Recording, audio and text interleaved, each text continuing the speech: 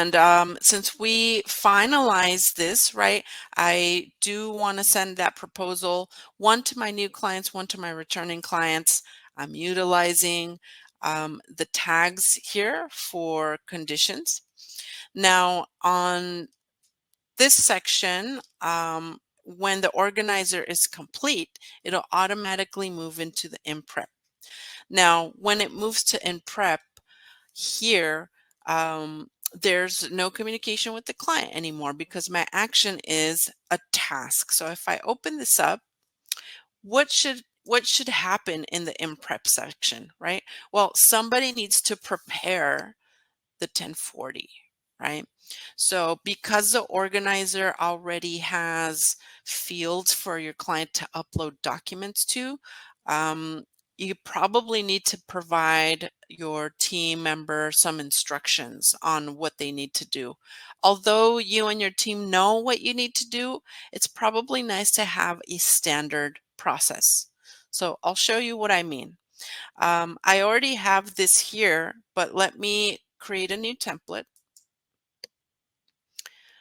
A new tab will open.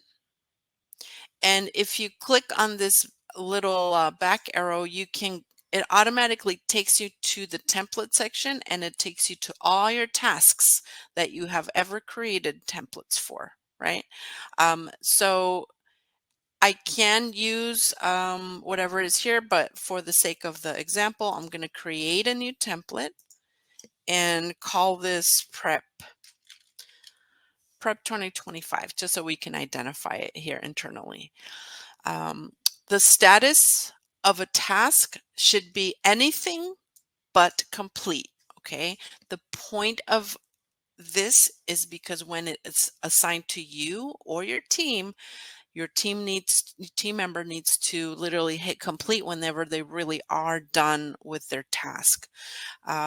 In the priority, this is up to you. If you want by default all tasks to be medium priority, great. The priority serves specifically as an internal notifier for you and your team of the priority. Literally, is it a high priority, low priority, right? So it's up to you which priority by default you want to leave. This section is for you to add a quick description of the task, right? But if it is a long list of items that need to be checkmarked and completed, we do have the subtasks, and I'll talk about that in a second.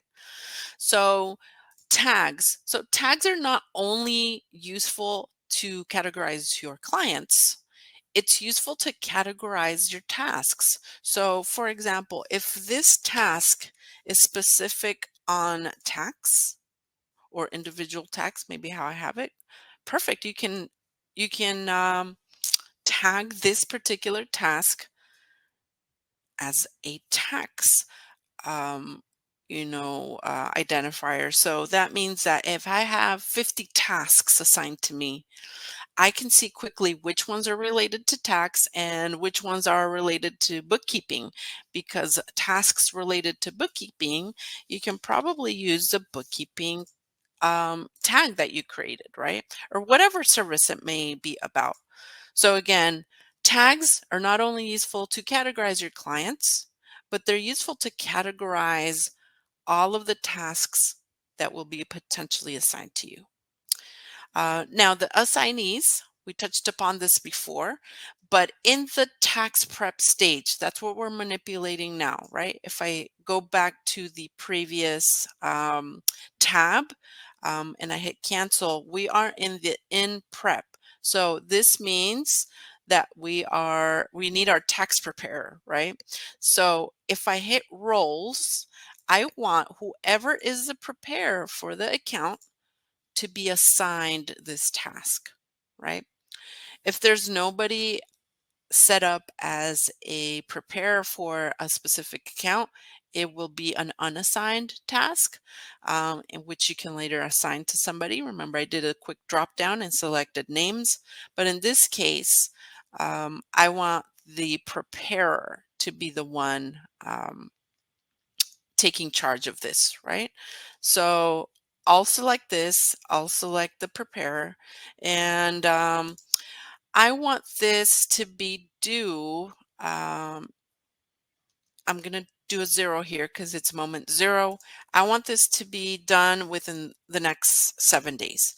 If the 7th day passes, then the system will show me that there's an overdue task that I need to complete, right? Because I set a specific date for that. So this is what you can do for specific tasks. Again, you could do this for jobs, but this is for a task itself. And actually, since this is just a task that needs to be done like today, I'm going to do maximum 2 days. I need my preparer to do this within 2 days, right? This specific task needs to be completed within 2 days. And what specific tasks do I want to add to this specific item? So again, this is a preparation. So most likely is review uploaded information, right? From organizer and upload to tax software. So this is something that, oops, my spelling is crazy today. So this, for example, is an instruction that you can provide, right? Again, you know what you need to do, but it's nice to have a standard process. My next task is tagging the account. Tag account missing info if there is anything missing, right? Why am I giving that instruction? Because remember, our next stage is missing info, but they don't have to go through that stage if they're not missing anything. So only if they have the missing info tag should they be going through that stage, right? Also, if you don't want to have a missing info stage, the instruction here can be change the job status to missing info so that it turns, orange. And that way you can visually see if they're missing any information. So these instructions are lifesavers for you and your team to get reminded of what they need to do. And they have these check marks that really, if they check mark it, it really doesn't do anything in the system. It just allows for yourself or your team member to keep track of what they need to complete, right? That's pretty much why subtasks are here. You might have 100 subtasks or you might only have 3. So this is a really, really nice way of setting this up. And I'm going to show you the one that I had already completed. Let's see. 1040 prepare is the one I had already completed. It's pretty much what what I did now, same thing. The only difference here is that it's a different tag. But number 1, input data into tax software. That's the first thing we want to do. If there's missing information or if they need an extension, tag the account accordingly, and then complete the task, right? If the client has complete documents, just complete the task and move on to the next section. So I'll do 1040 prepare, and that's what I have selected here. And this toggle here, we already assigned this to the preparer. But if the assignee to the job is selected, I can toggle this on and say, override anything that I said originally. I know I said prepare, but I actually care about the job assignee. So if the job assignee is Robert, he needs to be the one to take care of this, right? If if the assignee is Robert, but you need Regina to take care of this, then you need to toggle this off. Robert's not going to do the prep. He'll do the invoicing and everything else, but Regina, she's a preparer. So because I predetermined prepare, this will go to Regina. Okay. I'm going to hit save, and beautifully enough, we have our task here.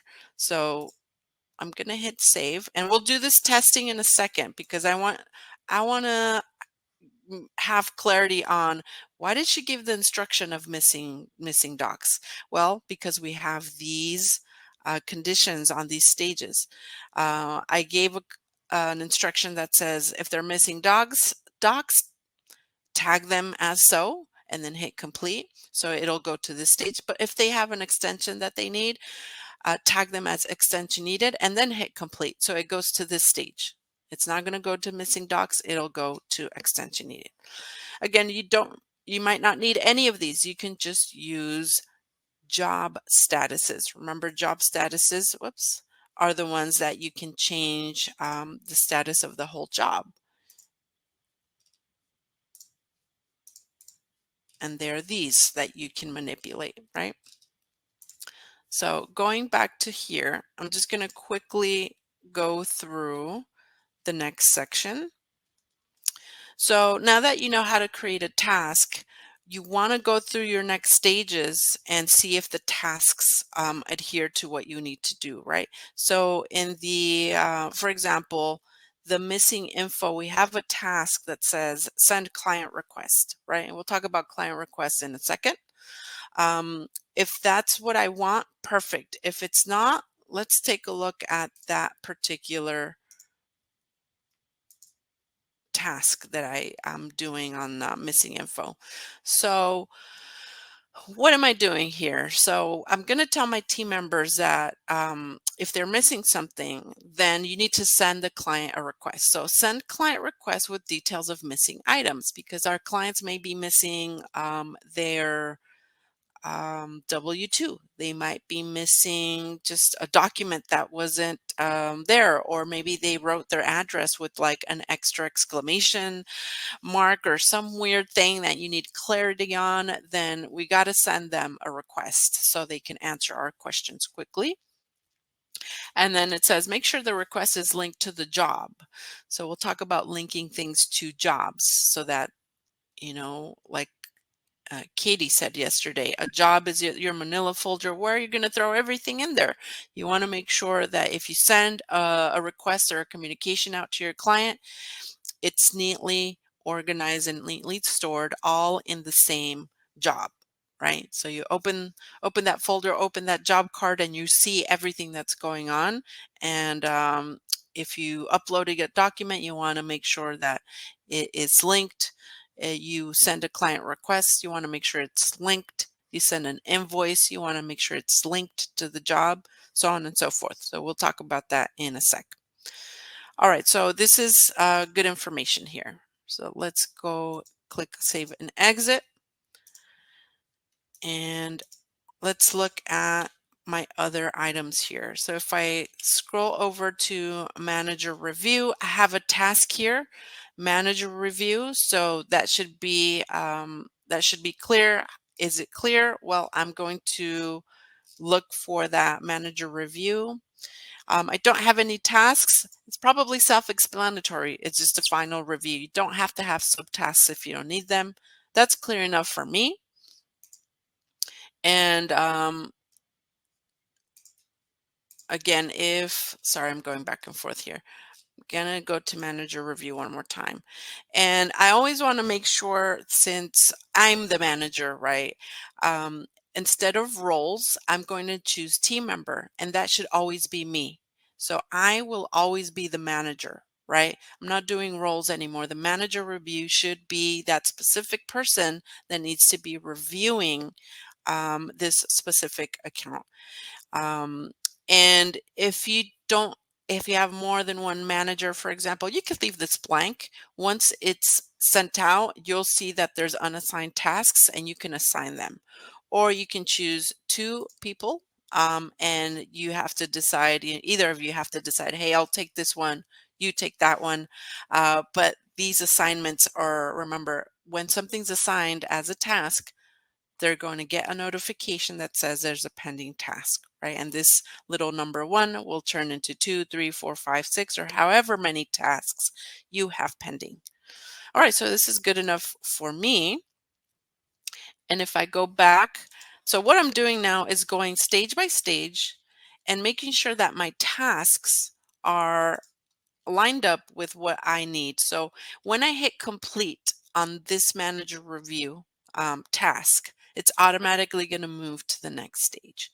The next stage says create a task called e-sign and another task called invoice.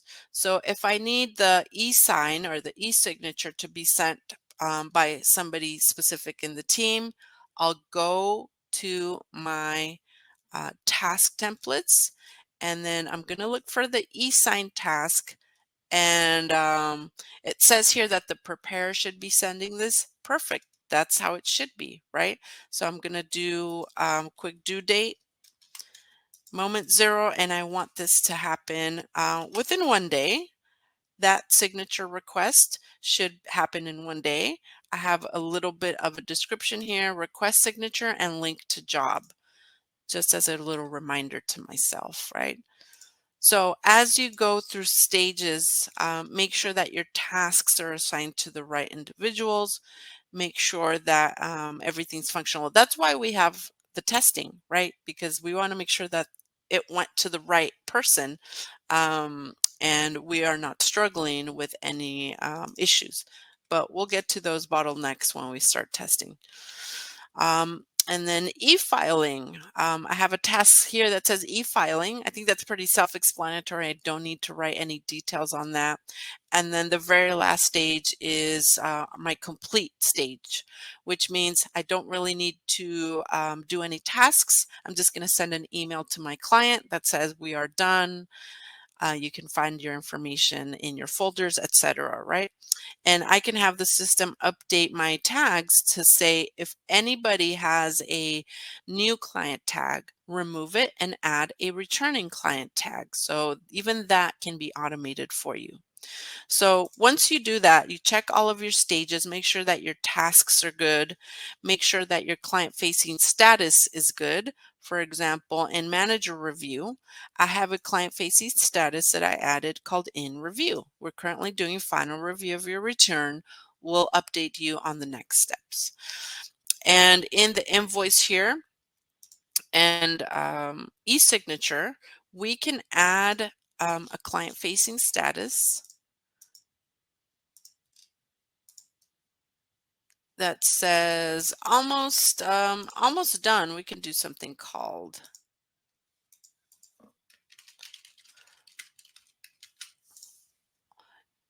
almost done, right? We will need you to provide your payment and do a final signature to move forward. That's something that I added. You can use some of the templates that we have because we have many other templates that you can use, but you can always tailor all of this information, right? So almost done. Oh, I guess I didn't say, oh, here it is. And there we go. When they hit this stage, this is exactly the status that they'll see. So the only thing, again, that your client may be able to see is the name of their job and the client facing status. They can't see anything else. They cannot see any of your notes. They can't see any of the tags. So don't worry about that. I'm going to hit save here and I'm going to pause in case there's any relevant questions that we want answered on tasks and modifying tasks. It looks like they've all been answered. The one question that I really see about tasks and subtasks are they for the client or me as a tax or payroll preparer? Tasks in a pipeline are always for you. Okay. We don't really have, something called tasks for your client.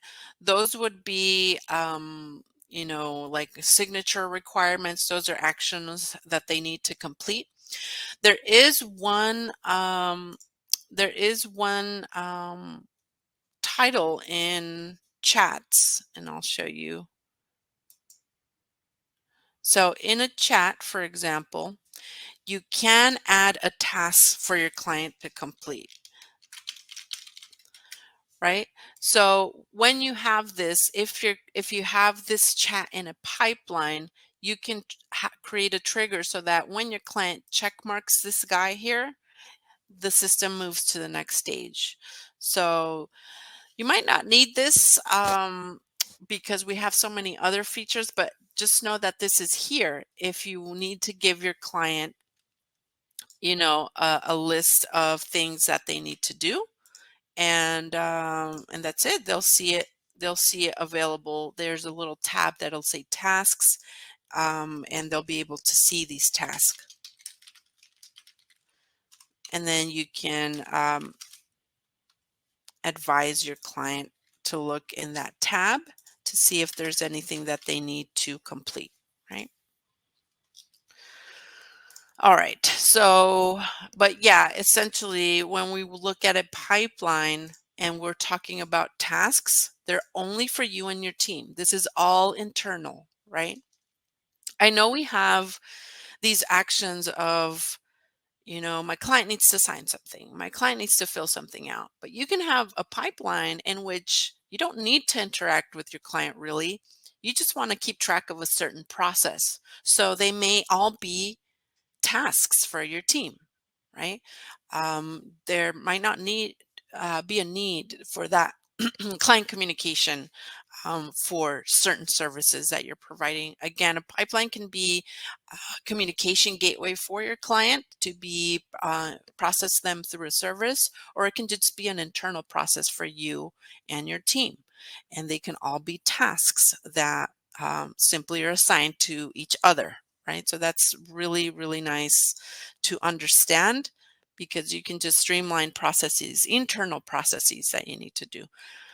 All right, so perfect. I hope that was clear in understanding tasks. They are simply items that are assigned to you and your team.